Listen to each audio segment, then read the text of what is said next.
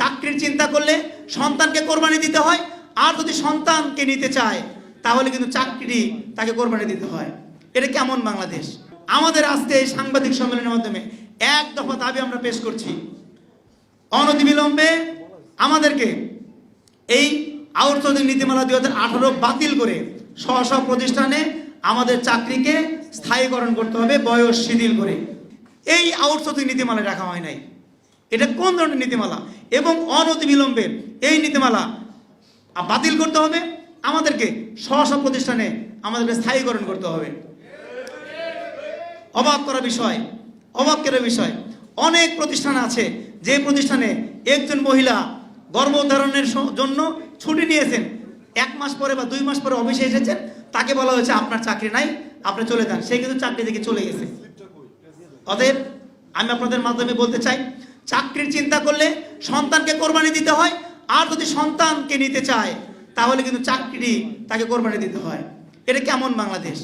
অতএব সর্বোপরি আপনাদের কাছে আপনার জাতির বিবেক আপনারা যেমনিভাবে উপস্থাপন করবেন, এই জাতি ঠিক তেমনিভাবে জানবে। আপনাদের কাছে বিনয়ের সহিত আমি অনুরোধ করছি, আমাদের এই দুঃখ দুর্দশার কথাগুলো আপনারা আপনাদের উপস্থাপনের মাধ্যমে, আপনাদের লেখনীর মাধ্যমে, আপনারা বিভিন্ন পর্যায়ে সরকারের বিভিন্ন জায়গায় আপনারা কাজ করেন, সরকারের মাননীয় প্রধান উপদেষ্টা সহ প্রত্যেকটা উপদেষ্টা সহ যারা সরকারের নীতি নির্ধারণী পর্যায়ে আছে প্রত্যেকজনের কাছে আপনাদের কাছে বিনয়ের সহিত অনুরোধ করবো, আমাদের সারা বাংলাদেশের এই অবহেলিত, লাঞ্ছিত, বঞ্চিত প্রতিটি অস্থায়ী কর্মচারীদের পক্ষ থেকে আপনাদের কাছে বিনীত অনুরোধ করব, আমাদের দাবিগুলো আপনারা বিনয়ের সহিত সরকারের প্রধান উপদেষ্টা, প্রত্যেকটা উপদেষ্টা এবং সরকারের বিভিন্ন নীতি নির্ধারকদের কাছে আপনারা উপস্থাপন করবেন। শিয়া বাটার ও ভিটামিন ই সমৃদ্ধ lily glam beauty soap. Lily, always beautiful. যেন একটি সিদ্ধান্ত তারা নেন অনতিবিলম্বে, যে সেই সিদ্ধান্তের ফলে যেন আমরা আমাদের এই অবহেলিত, লাঞ্ছনা, বঞ্চনা, অসম্মান এই জায়গা থেকে আমরা মুক্তি পেয়ে আমরা যেন একটি সম্মানজনক জীবনযাপন করতে পারি।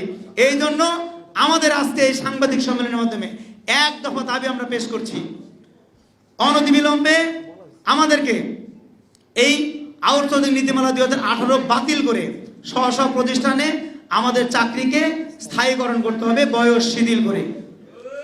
এটার জন্য গত 2 তারিখে আমরা আমাদের পেট্রোবাংলার মাননীয় চেয়ারম্যান মহোদয়কে অ্যাড্রেস করে আমরা একটি স্মারকলিপি প্রদান করেছি।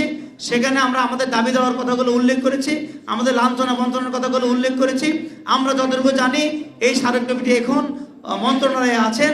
আমরা আজকের এই সাংবাদিক সম্মেলনের মাধ্যমে বিনয়ের সহিত আপনাদের কাছে অনুরোধ করতে চাই, আগামী 5 তারিখের মধ্যে আপনারা এই স্মারকলিপিটিতে যে সকল আবেদন আমরা করেছি, যে সকল যুক্তি উপস্থাপন করেছি, আমাদের সেই স্মারকলিপিটির আবেদনগুলো আপনারা যথাযথভাবে বিবেচনাপূর্বক আমাদের সাথে আলোচনা করে একটি যৌক্তিক সমাধানে আপনারা পৌঁছানোর জন্য একটি উদ্যোগ গ্রহণ করবেন।